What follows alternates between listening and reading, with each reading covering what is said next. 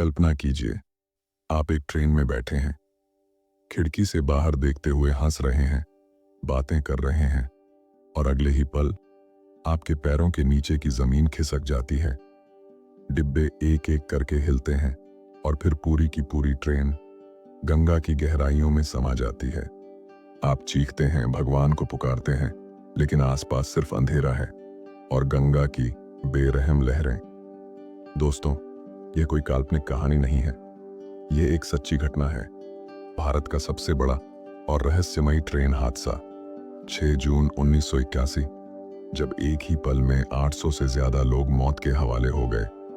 आज हम आपको ले चलेंगे उस खौफनाक सफर पर जहां हर सांस मौत से टकरा रही थी।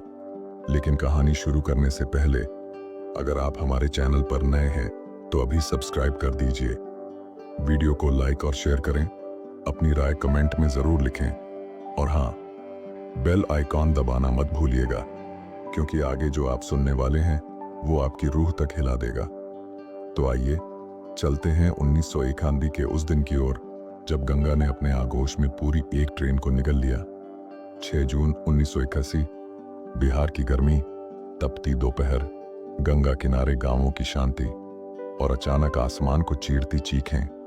उस दिन इतिहास ने भारत के सबसे बड़े और रहस्यमयी ट्रेन हादसों में से एक को दर्ज किया।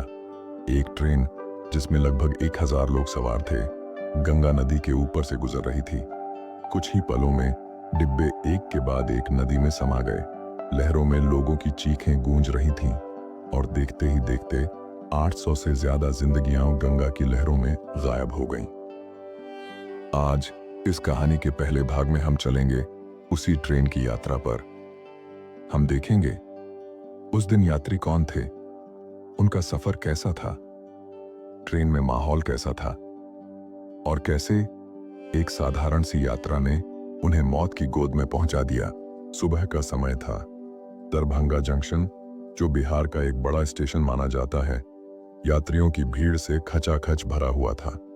प्लेटफॉर्म नंबर 2 पर एक ट्रेन खड़ी थी, number 300 far down passenger train.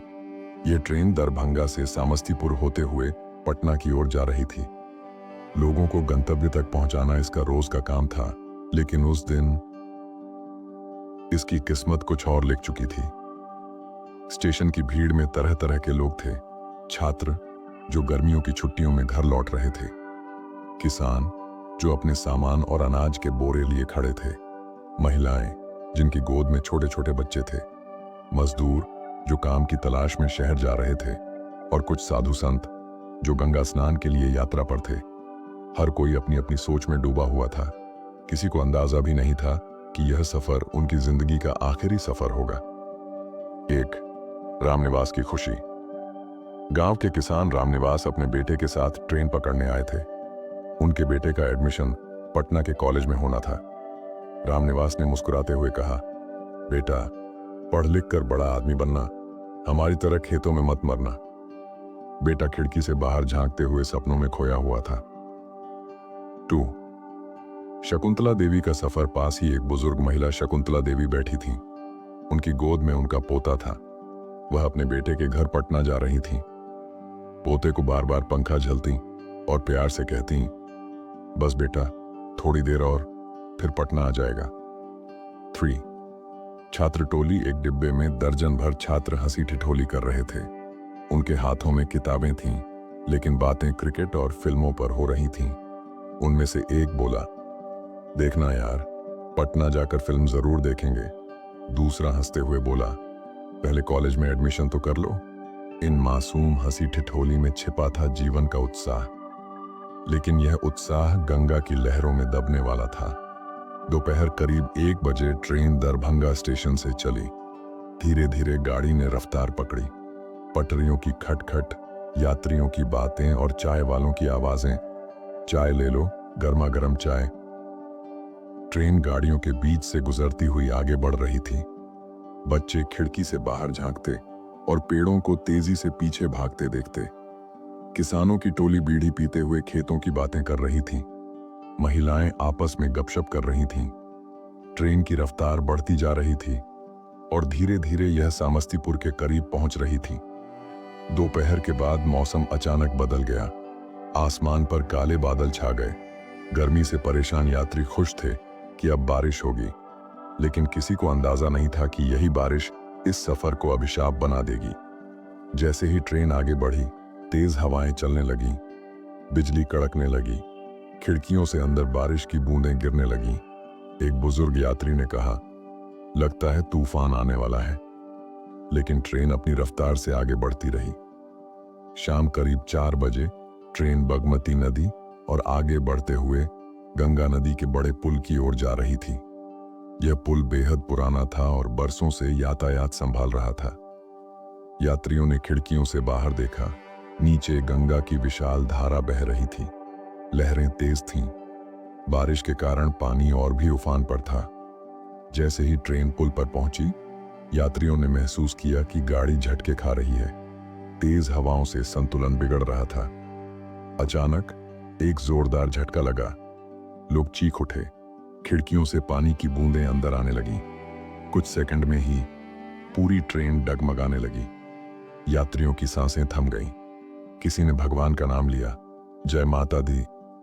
किसी ने अपने बच्चे को कसकर पकड़ लिया। किसी ने चिल्लाया, अरे ट्रेन गिरी जा रही है। और फिर एक जोरदार आवाज, लोहे की पटरी टूटी और डिब्बे एक एक करके नीचे गिरने लगे। गंगा की लहरें, जिन पर लोग पूजा करते थे, अब चीखों से भर गईं। अगले भाग में हम देखेंगे हादसे का भयानक दृश्य। लोग कैसे लड़े अपनी जान बचाने के लिए, बचाव कार्य कैसे चला और आखिर इतने बड़े हादसे का सच क्या था। जैसे ही ट्रेन का पहला डिब्बा पुल से नीचे गिरा, गंगा की लहरों में एक विस्फोट सी आवाज गूंजी। उसके पीछे दूसरा, फिर तीसरा और फिर चौथा डिब्बा भी नदी में समा गया। पानी के छींटे और यात्रियों की चीखें हवा में घुल गईं। जो लोग खिड़की के पास बैठे थे, वे सीधे पानी में गिरे। जो बीच में थे, वे डिब्बों के अंदर फंस गए। गंगा की लहरों में अब सिर्फ लाशें, तैरते बक्से, कपड़े और चीख पुकार थी। रामनिवास और उसका बेटा रामनिवास ने जैसे ही ट्रेन को झुकते देखा, उसने अपने बेटे को जोर से पकड़ लिया। पानी में गिरते ही दोनों अलग हो गए। रामनिवास तैरना जानता था। वह जैसे तैसे सतह पर आया, लेकिन उसका बेटा, वह पानी की गहराइयों में खो गया। रामनिवास बार बार चिल्लाता रहा, मेरा बेटा, कोई मेरे बेटे को बचा लो। लेकिन लहरें किसी की सुनती कहाँ थीं। शकुंतला देवी अपनी गोद में पोते को कसकर पकड़े थीं। डिब्बा पानी में डूब गया और वह खिड़की तोड़ने की कोशिश करती रहीं। कुछ यात्रियों ने उन्हें खींचकर बाहर निकाला, लेकिन जब तक शकुंतला देवी ऊपर आईं, उनके पोते की सांसें थम चुकी थीं। उनकी चीखें नदी के किनारे गूंजने लगीं, हे भगवान, तूने मेरा सब छीन लिया। छात्र टोली, वो छात्र जो कुछ देर पहले हंसी ठिठोली कर रहे थे, अब पानी में तैरने की कोशिश कर रहे थे। कुछ ने डिब्बे की छत पकड़ ली, कुछ ने तख्तियां पकड़कर खुद को बचाया, लेकिन बहाव इतना तेज था कि एक एक करके सब गहराइयों में समा गए। गांव वाले खेतों में काम कर रहे थे। अचानक उन्होंने देखा, गंगा से धुआं और चीखें उठ रही हैं। लोग दौड़ते हुए किनारे पहुंचे। कुछ ने नावें उतारी, कुछ ने कपड़े फेंककर डूबते लोगों को खींचने की कोशिश की। एक नाविक याद करता है, हमने जब नाव चलाई तो पानी पर सिर्फ हाथ पांव मारते लोग दिख रहे थे। कुछ तो हमारी नाव पकड़ते ही हमें भी डुबोने लगे। हमें समझ नहीं आ रहा था किसे बचाए, किसे छोड़ दें। कुछ ही घंटों में खबर पूरे इलाके में फैल गई। पुलिस प्रशासन और सेना की टीम मौके पर पहुंची, लेकिन समस्या ये थी कि हादसा गंगा के बीच हुआ था। नावें कम थीं, पानी का बहाव तेज था, डिब्बे गहराई में जा चुके थे। गोताखोर बुलाए गए। वे एक एक डिब्बे तक पहुंचने की कोशिश करते, लेकिन गंगा की गहराई और मिट्टी ने सब कुछ ढक लिया था। एक अधिकारी ने कहा, हमने सोचा था कि शायद सैकड़ों को बचा लेंगे, लेकिन पानी में सिर्फ लाशें मिल रही थीं। हादसे की खबर अखबारों और रेडियो तक पहुंची। अगले ही दिन हेडलाइन बनी, गंगा में समा गई पूरी ट्रेन, सैकड़ों लापता। लेकिन आंकड़े साफ नहीं थे। कोई कहता 500 मरे, कोई कहता 1000 से ज्यादा। गांवों में अफवाह फैल गई कि ट्रेन को गंगा मैया ने निगल लिया। कुछ लोग इसे धार्मिक संकेत मानने लगे, तो कुछ ने कहा पुल पुराना था इसलिए टूटा, लेकिन असल वजह कोई नहीं बता पा रहा था। प्रत्यक्षदर्शी अनिल मिश्रा नाम का एक युवक इस हादसे का जीवित गवाह था। वह कहता है, मुझे याद है मैं पानी में गिरा तो सांसें रुक गईं। मैंने जैसे तैसे डिब्बे की छत पकड़ी, नाव वाले ने रस्सी फेंकी और मैं बाहर आया। लेकिन जब मैंने पीछे मुड़कर देखा, मेरे सारे दोस्त लहरों में गायब हो चुके थे। एक मां की कहानी, एक महिला बच गई, लेकिन उसके 3 बच्चे डूब गए।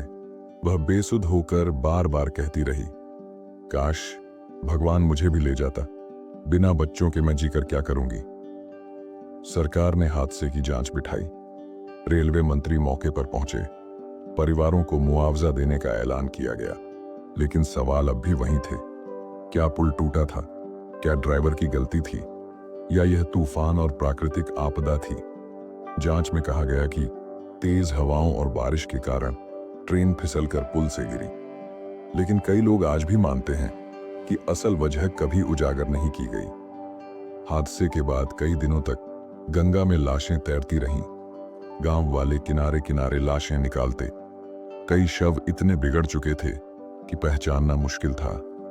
परिवार अपने गुमशुदा रिश्तेदारों की तस्वीरें लिए भटकते रहे। लोग कहते हैं, गंगा का पानी उस दिन लाल हो गया था। आज भी वह हादसा बिहार के इतिहास का सबसे दर्दनाक अध्याय है। कहते हैं कि कुल 800 से ज्यादा लोग मारे गए, सैकड़ों लापता रहे, सैकड़ों परिवार बर्बाद हो गए। यह हादसा हमें सिर्फ एक सच्चाई बताता है, जिंदगी कभी भी बदल सकती है। एक पल पहले हंसी और सपनों से भरी ट्रेन अगले ही पल मौत की घाटी में बदल गई। आज भी दरभंगा समस्तीपुर रेल रूट पर ट्रेनें चलती हैं, लोग सफर करते हैं, लेकिन बुजुर्ग कहते हैं, जब भी गाड़ी उस पुल से गुजरती है, हमें उन चीखों की गूंज सुनाई देती है। यह हादसा सिर्फ एक रेल दुर्घटना नहीं था, बल्कि यह एक ऐसी अनसुनी त्रासदी थी जिसे आज की पीढ़ी शायद ही जानती हो। दोस्तों, ये थी उस भयानक हादसे की सच्ची कहानी।